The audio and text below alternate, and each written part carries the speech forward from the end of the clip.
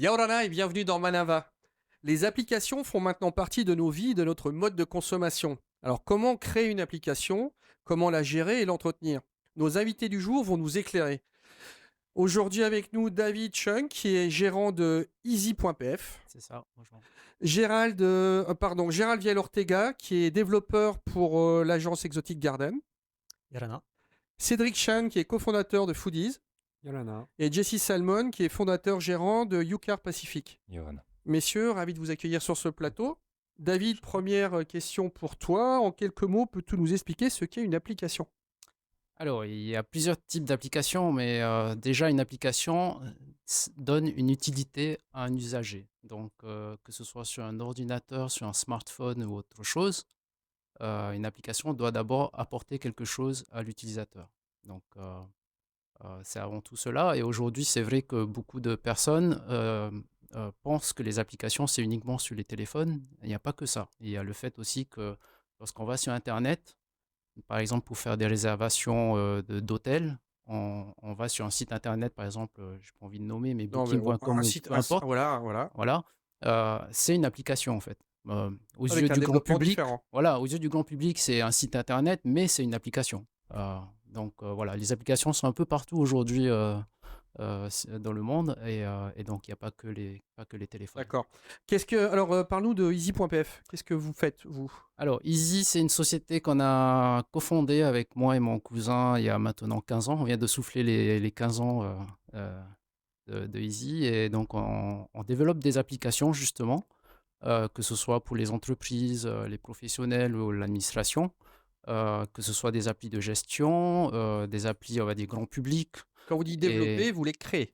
on les crée avec, on va dire, du code, comme on aime le dire. Le Et fameux code, le voilà. fameux code. Et donc, du coup, l'idée, bah, c'est qu'à partir de ce code-là, sort justement ce qu'on voit le résultat final, entre guillemets, qui sont soit des, on va dire, comme un site internet, soit une application mobile, comme ça peut être autre chose. Et comme nos deux invités ont sûrement. Alors, Oui. Cédric, tu nous parles de Foodies. Oui. Qu'est-ce que c'est, de quand ça date et à qui est-ce destiné? Oui, bien sûr. Bien Foodies, c'est la plateforme numérique qui te permet de te faire livrer les restaurants et les commerces maintenant sur le grand papier été. Ça fait combien de temps que ça existe? Ça existe, on s'est lancé un petit peu avant le Covid, en mars 2020 justement. Et puis l'histoire de la jeunesse de Foodies, elle est assez intéressante au niveau des applications parce que, comme tout le monde, on a commencé par solliciter des gens pour développer notre application. C'était pas prêt justement au moment où on s'est lancé. Donc on a vraiment vécu la phase où on a lancé le service à la mano jusqu'à l'arrivée de l'application et où il fallait rééduquer un petit peu tous nos chers clients pour utiliser une nouvelle interface plus fonctionnelle. Et là, maintenant, alors on va dire que le fait de pouvoir être livré à domicile pendant le Covid a dû vous Mhm. donner un petit coup de boost. Oui, c'est sûr. C'est sûr que c'était le besoin, il était évident justement. Après, derrière, nous, fallait qu'on suive au niveau de la qualité de service. Alors Donc, voilà, intéressant, combien de personnes utilisent votre application? oh, là, on peut compter à peu près sur plusieurs milliers d'utilisateurs. Je crois qu'on est aux alentours de 20 000 utilisateurs D'accord. à l'heure actuelle. Jessie, Oui. UCAR Pacific, jeune, on va dire société, je sais pas, mais en tout cas l'application est toute récente. Tu nous expliques ce que c'est? Oui, alors l'application en effet est toute récente. On l'a sortie il y a à peine 3 mois, hein, donc on a lancé ce business-là, enfin cette application exactement le 3 mars 2023, donc il y a vraiment moins de 3 mois. On est à peu près, donc un peu moins de 3 mois, à peu près à 6 000 utilisateurs. Et le principe, c'est un principe applicatif, un petit peu comme Blablacar, qui est sur un modèle covoiturage, ou sur un modèle un peu à la Uber, J'allais dire, voilà, on est à qui mi-chemin entre Blabla et voilà, Uber. on a fait un modèle un peu hybride entre les deux, étant donné les problèmes de législation et la façon dont on avait des difficultés avec l'administration pour pouvoir homologuer notre compteur de kilomètres, puisqu'on n'avait pas de loi référente en Polynésie. Puisqu'à la base, on voulait travailler avec les taxis, on avait des accords, etc. Donc, on a dû faire un peu machine arrière, puisqu'on n'a pas eu l'autorisation de l'administration. Et donc, on a fait un modèle un peu hybride qui est plus sur un modèle covoiturage qui met en relation des passagers avec des conducteurs pour les transporter sur leur chemin d'un point A ou un point B. Donc, dans vos deux cas respectifs, l'application était l'outil idéal. C'est ça, une application, en résumé, oui, c'est un outil. C'est un outil, en effet. Plus L'outil simple que a d'aller sur le net, comme Tout à fait. expliquait David tout à l'heure. Clairement. Clairement. En gros, pour le cas de Foodies, ben, on a 3 outils. On a une application pour le client, une application pour le restaurateur, une application pour le restaurateur et une application pour le livreur partenaire également. Et grâce à ces 3 applications, eh bien, on a justement un service qui est monté parce que la mise en relation de ces 3 acteurs est facilitée. Gérald, toi, comment est-ce qu'on se situe en termes d'applications sur le territoire? Est-ce que on est très au fait de tout ça? Est-ce qu'on les utilise beaucoup? Est-ce que vous avez souvent des demandes?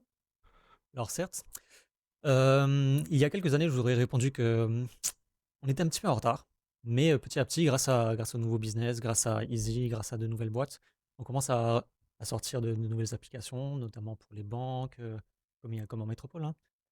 Grâce à Foodies maintenant, grâce à Yucar aussi, on a de nos jours, je pense qu'on a pas mal récupéré le retard qu'on avait à l'époque. Bon, il nous reste toujours du travail, hein, toujours de la place pour de nouveaux marchés, mais je pense qu'on est sur la bonne voie. Est-ce qu'on peut considérer que l'application, on va dire, pour les smartphones, les tablettes, va prendre la place des sites internet utilisés encore jusqu'à peu, enfin toujours? Ah, je suis Non, pas sûr. Non? pas, Non, Ah, je suis pas, pas sûr. pas vraiment. En fait, l'outil Internet, c'est-à-dire un site Internet, lorsqu'on ouvre depuis un téléphone ou une tablette, en règle générale, ça permet d'introduire au service. C'est-à-dire on présente les choses, on peut faire également l'inscription de manière générale, ou on peut rechercher des choses dessus. L'application mobile, souvent, c'est l'outil de productivité, c'est-à-dire qu'on a besoin tout de suite de la fonction, et en règle générale, ça permet de faire appel à l'outil, par exemple, si on utilise ouais, très Foodies. clairement, on a besoin d'un plat, on va sur Foodies, Voilà, on a le plat directement. On a besoin voilà. d'une voiture, on va sur Yucar. Alors que si on va sur Internet, on va faire des recherches et c'est plus C'est ça. global. C'est ça. Ou si on prend par exemple le cas de TNTV, par exemple, l'application, elle aide à accéder au contenu de TNTV de manière assez rapide, mais rien ne remplace, on va dire, un grand écran pour regarder une émission, ou un site internet où on peut regarder le replay sur son écran d'ordinateur, Alors quoi, en ça, fait. c'est générationnel, David. Parce que les jeunes gens maintenant, très Oui, clairement, regardent Mhm. moins la télé et regardent beaucoup plus leur propre écran. Oui, c'est pour ça Exactement. qu'ils sont bossus comme moi, c'est-à-dire on est Ou les tout deux le en temps même comme temps, ça. souvent. Ouais, mais c'est assez intéressant. C'est ça. Donc il y a une scission entre les deux générations, parce qu'ils Tout à regardent fait. quasiment plus, c'est sur le C'est vrai, téléphone ou sur la tablette. c'est vrai. Après. Je vais compléter sur la partie application, hein, en comparaison avec un site internet. L'application va permettre d'intégrer l'ensemble des fonctionnalités du téléphone en elle-même. Donc, on va pouvoir utiliser la localisation, Ah, ben voilà, oui. on va pouvoir intégrer également tout ce qui est capteur de mouvement, donc pour voir les déplacements, on va pouvoir localiser. Donc, on peut prendre l'exemple de Foodies ou de Yucar, mais où est-ce que la voiture se situe? On va pouvoir mettre en relation, on va pouvoir notifier. On va pouvoir intégrer du paiement par wallet également, intégrer directement l'application. Donc voilà, c'est ce qui enrichit également l'expérience et c'est ce qui a fait que, en comparaison à un site web, il est parfois plus opportun de développer son commerce sur une application plutôt que sur un simple site web. Et c'est pour ça que derrière, ça a bouleversé un peu l'économie. Donc c'est grâce à ces applications et aux smartphones, type iPhone, qu'on a pu voir Uber se lancer, on a pu voir Airbnb se lancer, etc., etc. C'est-à-dire que tout le monde devient un petit peu voilà, tout le monde peut lancer son affaire et créer de nouvelles activités. Sans avoir les structures plus lourdes Tout en à amont. fait. Vraiment. Combien de temps combien dure le process, on va dire simplifié, hein, pour créer une application? Est-ce que vous partez de zéro? Est-ce que vous avez déjà des schémas, David? C'est là où c'est assez complexe à expliquer un peu aux gens, c'est que souvent on ne voit que le produit final. Et pour un programmeur, c'est plutôt comment est-ce que l'information doit être organisée, où est-ce qu'elle doit être stockée, comment est-ce qu'il faut la transformer, et comment Donc, il faut la manipuler. Donc moi, je viens de voilà. voir, je veux faire une application. Mm. Entre le moment où on en parle et le moment où elle est en fonction, on peut considérer que ça prend combien de temps? On va dire qu'une application simple peut se faire en 4-5 mois, une application plus compliquée peut se faire Une en année? 1 an. Facile, facile. Et ça passe Euh, par quelle étape? Alors, tu en parlais, mais si tu peux les développer un petit peu, Donc, justement. la première étape, c'est d'abord de discuter du contexte dans lequel l'application doit exister, en fait, hein. Parce qu'en fait, là où c'est assez difficile aujourd'hui, c'est que souvent, on a des gens qui viennent dire, je veux une application, et après, on lui dit, mais pour faire quoi? Oui. Voilà. Donc, définir Définir la déjà, nécessité et le cadre. voilà. Ensuite, euh, Pardon. Ensuite, il s'agit de définir en fait quelles sont les diverses, on va dire, interfaces qu'a besoin l'application. Donc, voir les écrans, les différents écrans, les enchaînements d'écrans ou les choses comme ça, le process d'utilisation, on va dire, de l'application. Une fois qu'on a déterminé cela, là, on peut évaluer, on va dire, combien de temps cela met en place. Et souvent, là où c'est un peu compliqué, c'est que il ne s'agit pas que de développer pour l'application mobile, c'est-à-dire sur le téléphone. Il y a souvent plusieurs composantes, en fait. Il y a notamment la composante, on va dire, serveur, c'est-à-dire c'est là où tout est centralisé, on va dire, les données, hein. Lorsqu'on s'enregistre, les données sont stockées quelque part. Aujourd'hui, c'est souvent un serveur qui est sur Internet. Donc, ce n'est pas forcément stocké en Polynésie, mais c'est stocké quelque part sur un serveur qui est connecté en permanence sur Internet. De cette manière-là, le service est continu et existe. Donc, souvent, dans les applications mobiles, il y a beaucoup de choses. Donc, il y a l'application mobile, il y a le composant serveur, il y a le back-office qu'on appelle souvent, c'est-à-dire l'interface de gestion, d'administration. Et donc, toutes ces composants réunis font que justement le projet peut être assez lent à mettre en place. Tout dépend également aussi de l'équipe de développeurs que l'on a à sa disposition, hein. Et donc, voilà. Oui, ça peut. Mais c'était intéressant de comprendre que ça se fait pas du jour au lendemain en fait. Effectivement. Gérald, il vous est arrivé de mettre en place des applis pour des administrations. Est-ce Yes. qu'on travaille de la même façon quand on met en place une appli pour l'administration qui va vous donner des informations et quand on met en place une application qui va être elle commerciale et monnayable? Ah non, bien sûr que non. Quand on travaille avec, par exemple, le gouvernement ou ce genre de choses, on a souvent un cahier des charges qui est assez défini. Donc on sait déjà qu'est-ce qu'il faut qu'on fasse exactement, ce qu'il faut qu'on fasse. Souvent, ils ont des obligations. Il faut qu'on respecte ce genre de choses. Alors que si c'est un client lambda qui vient nous voir, souvent il a juste une idée en tête et il faut que derrière nous, on établisse un cahier des charges qui corresponde réellement à ce qu'il veut. Et comme le disait David tout à l'heure, il faut qu'on mette en place par exemple un côté serveur, un back-office, ensuite toutes les maquettes pour décrire un peu toutes les différentes pages que l'utilisateur va vouloir sur son application, sur son site ou peu importe. Donc c'est vraiment deux approches différentes. Messieurs, vous de votre côté, comment le choix s'est porté comment vous avez comment vous avez défini le cadre et comment vous avez choisi tout ça en s'appuyant sur ce que viennent nous dire David et Gérald? Oui, bien sûr. Disons que oui, pour reposer les choses, l'application, c'est un outil en soi. Et il faut déjà définir, comme tu l'as très bien dit, ses besoins, justement. De quelle fonctionnalité est-ce qu'on a besoin dans telle ou telle application, justement, pour aboutir au produit fini. Et très, très souvent, en fait, on a une vision un petit peu rêvée du produit final et voilà, et ce qui peut être fait concrètement, justement. Toi, vous êtes Donc, passé, Cédric, vous êtes passé par une agence? nous, en fait, on est passé par un prestataire externe qui a l'habitude justement de ce type d'application, des applications de livraison de repas, qui coordonnent justement 3 applications différentes. Ouais, comme tu expliquais, Et c'est trois sites. Ouais. c'est ça, c'est une technologie assez Ça spécifique. a mis combien de temps? Disons que ça a mis à peu près 2 mois, je pense, pour le mettre en place. Ah oui, Oui, parce que c'est des modèles qui existent déjà, justement. d'accord. Donc, c'est des modèles qui existent déjà, on le white Vous label, l'avez on va adapté, dire, quoi, en fait. on y met notre marque dessus et puis c'est lancé après. Euh, Jessie, pour toi, c'est parti de zéro ou c'était aussi sur une base qui Alors, existait déjà? plus ou moins, mais c'est à peu près un an de travail, hein, parce qu'on a fait face à pas mal de problématiques, notamment pour la partie paiement, avec les difficultés qu'avaient les banques locales pour pouvoir venir s'intégrer nativement à une application. Voilà, on a eu pas mal de freins pendant le projet, et donc on va dire que sur la durée, c'est environ un an de travail. Parce que Euh, vous, le paiement se fait par carte. le paiement se fait par carte Pas de cash, uniquement, voilà. pas de cash, non pas David, d'espèces. pareil aussi, ou tous les modes de non, paiement nous, on accepte en espèces, en chèques et puis en carte bancaire. Ouais. de votre... Vas-y, continue, Jessie, pardon. Ouais, non, sur la partie, donc après, sur la partie business plan, hein, donc ça, c'est parti de là, hein, le constat des problématiques de transport et qu'est-ce qu'on pouvait faire pour y répondre. Ensuite, c'est de la recherche et des spécifications. C'est ensuite la sous-traitance avec un prestataire pour faire toute la partie développement. C'est après aller voir en effet les acteurs locaux, donc notamment les banques, pour leur demander on aimerait bien s'intégrer dans une application, etc., etc. Et donc au final, on a dû perdre 3 ou 4 mois. J'aurais dit que sinon, le projet en lui-même, avant de pouvoir lancer, c'était 8 mois, incluant les tests, donc incluant les tests de paiement, etc.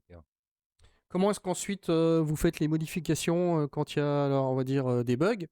Ça, c'est plus votre domaine, hein, j'imagine, messieurs. Mais vous, quand vous êtes face à un problème sur l'appli à 23h ou 22h et que vous avez des commandes, comment est-ce qu'on gère ça? On suit?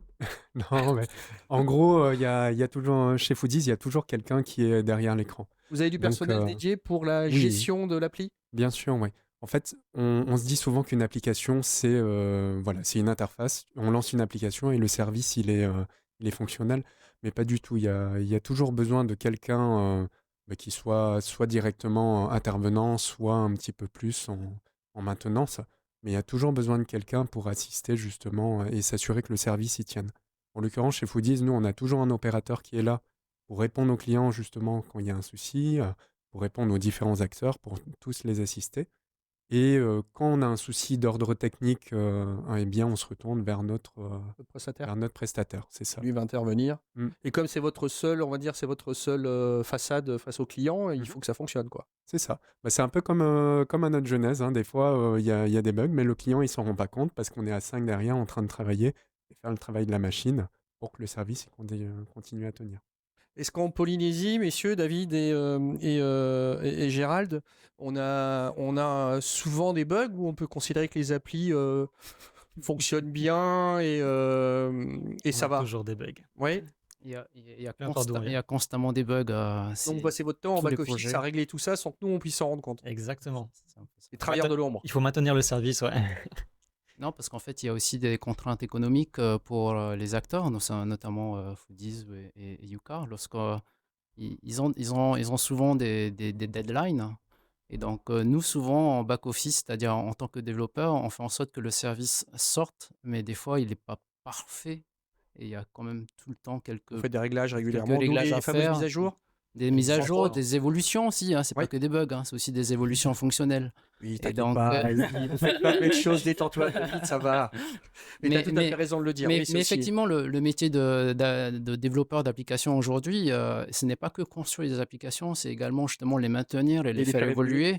Et évoluer pas que fonctionnellement, c'est aussi la base technologique sur laquelle cela repose. Souvent,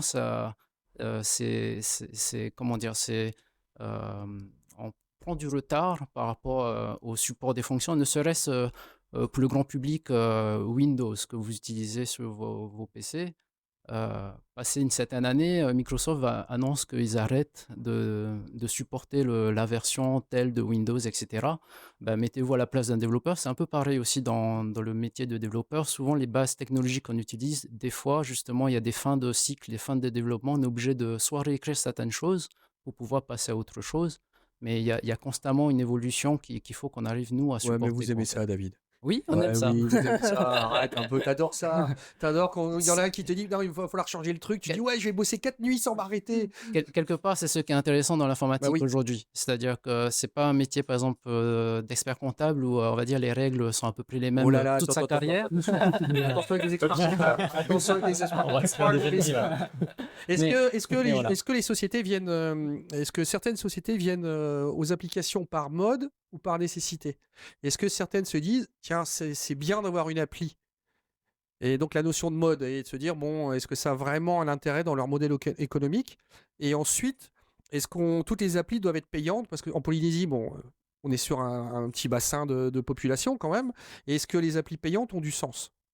Alors, très bonne question. Moi, je fais partie dire des personnes qui ont essayé de dissuader quelques acteurs du marché de créer leur application. Je ne parle pas de ces services-là qui justement rendent une utilité. On a souvent fait face à des personnes qui sont venues nous voir et qui disent bon bah je veux une appli. Mais là, on se fait livrer à manger, on a besoin d'une voiture, voilà. ça a du sens. Ça a du sens. Voilà. On en a d'autres qui sont venus qui nous disent bon bah j'ai mon site, je veux mon appli maintenant. Et en fait, c'était mon site internet qui est vitrine et je veux juste mon appli pour entre guillemets dire regarde j'ai mon appli aussi quoi en fait. Et ça de toute façon si on regarde un peu qui utilise les applications qu'il y a aujourd'hui à Tahiti. C'est la consommation normalement, non? Oui, mais je veux dire, il y a quand même plein d'applications qui sont nées, qui ont existé pendant 2-3 mois, qui sont restées comme ça dans le tiroir parce que justement, elles n'apportent pas d'utilité en fait. Une application n'est pas là pour, on va dire, faire plaisir au directeur. Il faut qu'elle apporte une utilité à ses utilisateurs. Voilà. Ça fait sourire. Je suis assez d'accord là-dessus. Et est-ce que la notion d'appli payante sur le territoire, Gérald, qu'est-ce que t'en penses? Payante, bah, ça dépend jusqu'à quel point, hein. Après, comme tout service, s'il y a un intérêt derrière, les gens, bah, ça leur apporte quelque chose, ils vont acheter. Mais est-ce que ça peut être un modèle économique viable? C'est compliqué. On est 300 000 en Polynésie. C'est compliqué quand même de réussir à faire payer quelque chose. Pour télécharger l'application, c'est difficile de mettre des applications mobiles payantes en Polynésie. Par contre, après, si tu arrives à vendre des services à l'intérieur de ton application ou des choses comme ça, comme les deux applications en face de nous, il y a de fortes chances que ça marche. Mais je pense que faire payer une application pour la télécharger, c'est un très gros frein localement. Normalement, oui, c'est ça. C'est Ouais. toujours une problématique. David, tu voulais réagir? Ouais, de toute façon, c'est un frein pour tout le monde de toute manière. Imaginez que Foodies du UK, vous mettez 2 dollars ou enfin 2 euros rien que pour télécharger l'application. Il faut vraiment déjà avoir convaincu la personne de l'utilité de l'application. C'est déjà mettre un frein en fait à l'entrée au Et puis service. il y a les notions aussi compliqué. d'applications de Voilà. services, ces applications, on va Mm. dire commerciales, ce qui est Tout à fait. le cas des vôtres. Je pense pas que les gens puissent se dire, bon, mais je vais payer pour en plus payer derrière. Je crois que c'est un peu la démarche des gens, non? Oui, bien sûr, mais après, tout dépend un peu de son business model et de sa proposition de valeur. En effet, comme tu l'as très bien dit, notre particularité, c'est qu'on est un tout petit marché. Donc, faire payer, déjà, bah, comme partout, tu proposes quelque chose de gratuit, il y a plus de monde qui vont venir la télécharger par rapport à quelque chose qui est payant. Donc, après, bah, tout est une question de business model. Tout est une question de business model, Les applis bien sûr. payantes, ça va plus être sur les choses qui vont nous amener de la technique ou, je dis n'importe quoi, un scanner, ce genre de choses, un logiciel. Ouais, et puis après, il faut se faire connaître derrière. Si ton application est payante, il y a moins de gens qui vont la télécharger et donc qui vont en parler localement. Et donc, va falloir que tu fasses la communication derrière. Beaucoup de communication, ça, c'est un budget aussi. Ah bah, tiens, voilà, tu me sers toutes mes questions sur un plateau. Avec Merci, plaisir. Gérald. Comment communiquez-vous pour la mise en avant de vos applis? Ouais. Bah, nous, initialement, on s'est lancé justement à l'occasion du Covid. Donc, la communication, ça n'a pas été trop un souci au début. Oui, ça a vite fait le tour. Ça a plus Ouais, été, ouais. voilà, comment est-ce qu'on s'organise pour tenir justement la charge et fournir la meilleure qualité de service possible. Et puis ensuite, oui, maintenant, on est très numérique justement. Donc, ça fait sens d'avoir une application et d'avoir une communication au départ, du moins, qui se fait beaucoup via justement les réseaux sociaux, via YouTube, via toutes les interfaces Et puis, numériques. comme on n'arrête pas de le dire, mais on est en vase clos sur la Polynésie, donc on se file vite les infos les uns les autres. Exactement. C'est le cas de Jessie, hein. Je Oui. pense qu'à l'ouverture, moi, on m'en a parlé. Voilà, Mhm. le bouche à oreille a été très rapide. Oui, oui, tout à fait. Bon, on a fait une communication on a fait du teasing depuis le mois de septembre l'année dernière, depuis septembre 2022.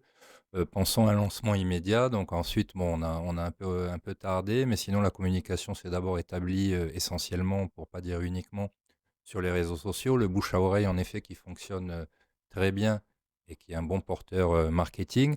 Et puis là, petit à petit, donc on regarde devant et puis on est en train de regarder comment toucher les touristes, sur quels médias aller, comment se faire connaître, parce que mine de rien, il y a encore beaucoup de gens qui connaissent pas l'application. Donc pourquoi pas un jour faire de la publicité télé sur TNTV, etc. Enfin, voilà, ce sont les choses qu'on aimerait bien, qu'on La régie aimerait pub de bien, TNT, vous avez entendu? qu'on aimerait bien lancer. Alors pas pour tout de suite, mais dans les mois à venir, oui. Ouais, si vous êtes à 3 mois, de toute façon, j'imagine que vous avez encore d'autres petits soucis à régler avant tout ça. Oui, bien sûr. Est-ce que les applications sont comme celles qu'on peut trouver en Europe, c'est-à-dire que les utilisateurs mettent aussi des notes, mettent des bonnes notes, des commentaires, et est-ce que vous appuyez dessus pour faire avancer les choses ensuite? Oui, bien sûr. Tout dépend un petit peu de son modèle, en effet. Mais nous, comme on est des entremetteurs, entre guillemets, on met en relation plusieurs acteurs. C'est important pour le client de savoir vers qui il se tourne, justement. Et à l'image de Booking, Airbnb ou autre, ce système de notation est très important pour savoir justement à qui est-ce que tu veux faire confiance. Ouais. Jessie, pareil, j'imagine. Oui, de la même façon, on peut noter l'application et puis on a également intégré le système de notation dans l'application, à savoir que les passagers peuvent noter les conducteurs peuvent noter les passagers. Ça, c'est bien ça. Simplement pour conserver une qualité de service également et puis s'assurer que tout se passe bien. Et on est fiers de dire que tous nos conducteurs sont notés 5 étoiles par les passagers. Bon, bah, très bien. David, Oui. en termes de conclusion, les applications, dans 5 ans, on en sera où? Alors, je suis pas certain qu'on va utiliser encore des applications sur smartphone, c'est à voir, parce que l'informatique bouge tellement vite. Aujourd'hui, les premières applications, par exemple à Tahiti, elles sont sorties en 2010, 2011.